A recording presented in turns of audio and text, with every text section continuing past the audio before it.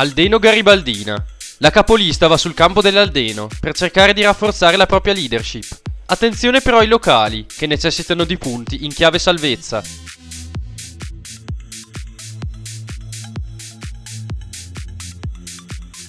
Azzurra Marco. L'altra capolista affronta la squadra più in crisi del campionato, data però per favorita a inizio anno.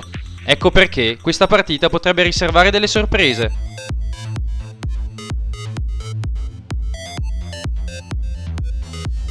Cristo Re Sacco San Giorgio. Scontro molto equilibrato, anche se la Cristo Re sta sorprendendo in queste giornate. Attenzione a questo match, mina vagante della giornata.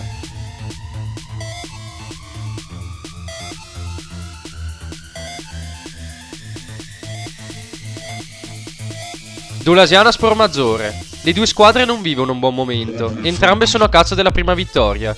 Riusciranno le due squadre ad assestare le proprie difese?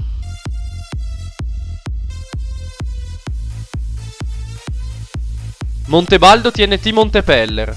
Un punto a testa nelle prime due giornate per ciascuno, ma entrambe hanno dimostrato la propria grinta.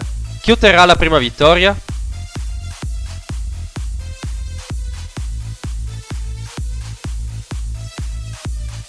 Trambileno Volano.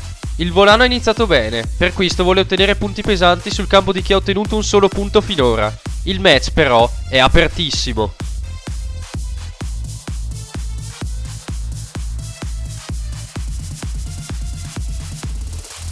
Valpeio Leno. Gli ospiti sembrano favoriti, ma il Valpeio ha trovato finalmente la prima vittoria, utile per poter dire la propria in questo match. Sarà confermato il pronostico o no?